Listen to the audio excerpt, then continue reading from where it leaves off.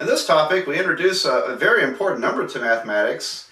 The number is letter E, little e, and E is approximately 2.7182818, and then it goes on forever, and there's no pattern to it, even though it looks like there might be a little bit of a pattern here, but there truly isn't. E was first, I think, seriously explored in the 18th century by a German mathematician, Leonhard Euler. Euler's name begins with an E, so I think it may be that's why we call it E, but I'm not totally sure on that point. Anyway, E is, like I said, it's very important to math. I would say it is as important as the letter pi, pi being 3.14159. Pi is associated with circles. E is associated with natural growth and decay, which I'll explain a little more about. But it's easily as important as pi is to mathematics. It shows up in lots of places. And so anytime you have a process that experiences a continual change in growth or decay, then this tends to pop out of those calculations.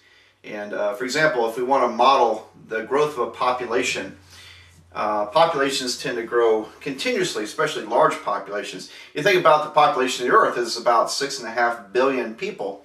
So every second there are many people being born and many people are dying, and the net result is the population is constantly growing. So that constant change is what where this kicks in and shows up in the mathematics. Anyway, it's associated mostly with exponential functions. And for example, the continuous growth model, or let me call it this, the continuous growth or decay model is this function. And let's see, let me use Q here. Q for quantity. Sometimes we use P for population or A for amount. It doesn't matter. The quantity after a time t is equal to the beginning quantity.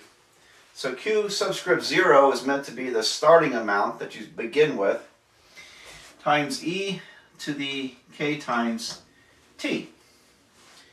All right, so in this model, like I said, this is the beginning amount. Q subscript 0 literally is the function at time 0. You think of that as the starting amount. And then K is a growth or decay factor. You might think of it as sort of like an interest rate. And then T is time. However you're measuring time, the amount of time is represented by letter T. And then there's E. There's E, 2.718. Now if you're wondering where does this stuff come from and how do you know it works, you would need to have a little bit of a background in calculus to understand how to get this. Really don't have to know that much calculus to get it. I do talk about it a little bit in my book I wrote. And because this arises from a direct variation problem. Recall you studied variation in a recent chapter, and this model comes from a type of problem like that, except it's one which involves a calculus term. So anyway, all we can do in this course is just give it to you. But you might think earlier in an earlier video, I did a calculation involving compound interest. Remember the CD invested money in a certificate of deposit over, I think it was 18 months I used at a certain percentage rate. It was sort of like this, except this part was much more complicated. I had 1 plus the interest rate divided by something, and then we had an exponent here. So it's similar to that.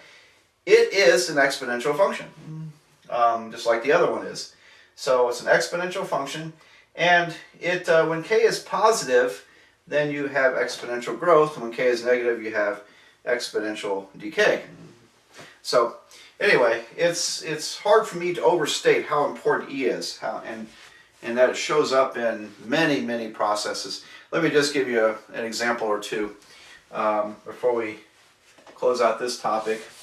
By the way, you have a scientific calculator, I presume. On your scientific calculator, you will find the e to the x key.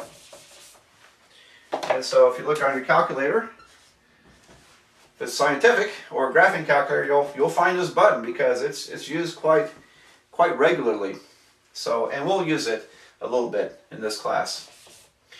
All right, so let me give you just another example where e shows up. And if you were to study the mathematics of how a disease spreads through a community, how an epidemic occurs through a community, how it grows, the mathematics of it.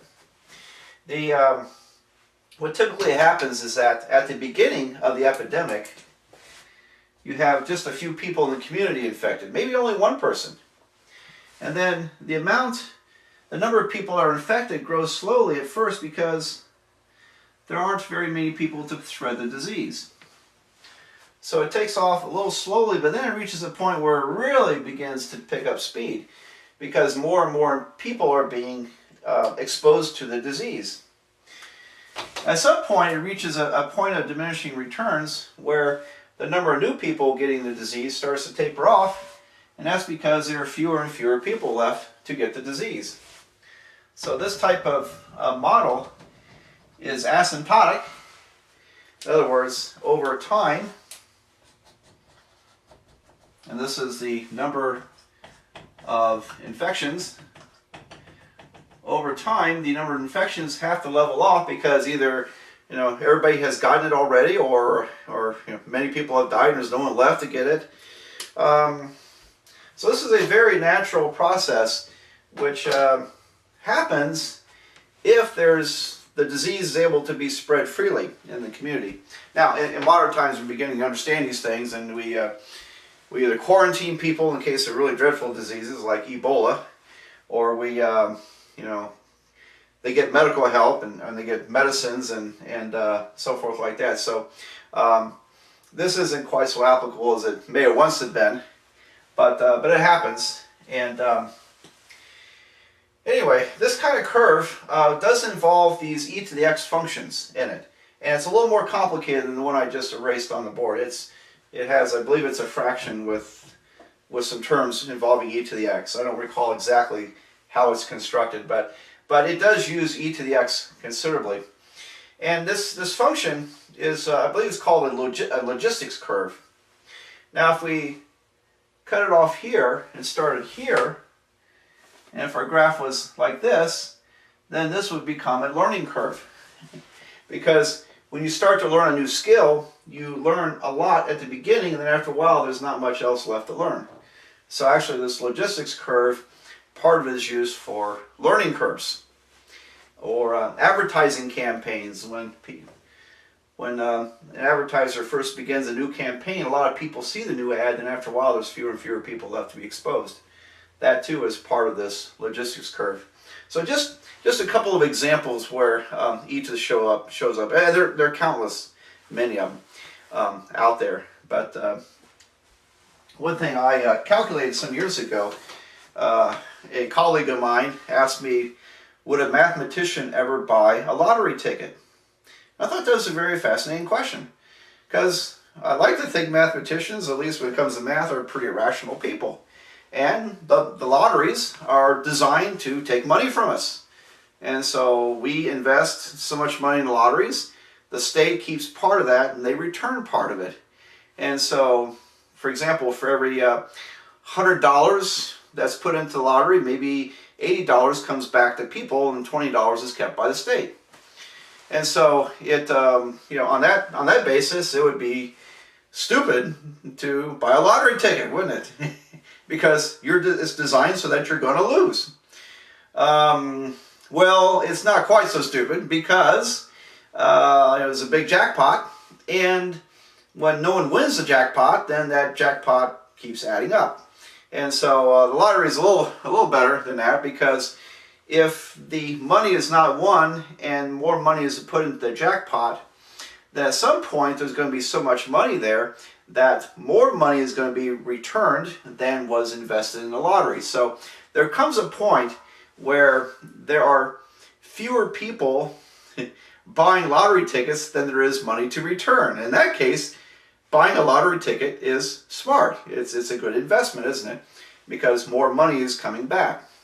Of course, the bad thing about lotteries is that you have a very astronomically small chance of ever winning one.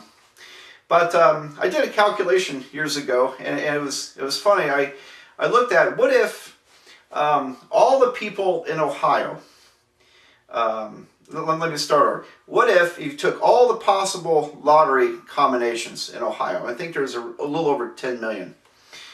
And what if each person bought one ticket at random, and as many people bought tickets as there were lottery combinations? So let's say there's 10.4 million lottery combinations. Suppose 10.4 million people each bought one lottery ticket, picked it at random. What are the odds that no one wins the lottery? And I calculated that. I think it's 1 minus 1 over e. And let me calculate that real quick. I kind of got sidetracked here on this, but